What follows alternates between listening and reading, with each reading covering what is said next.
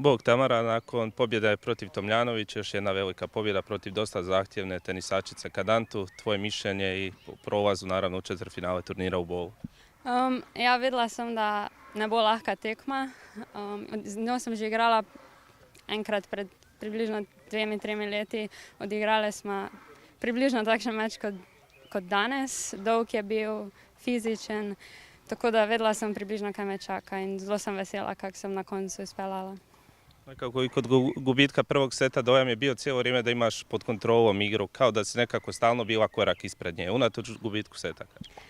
Ja, že v prvem setu so odločale ene par točk. Vedela sem, da sem poleg, da mi manjka samo en korak, da bom prevzela igro, da bom jaz tista, ki bom vodila.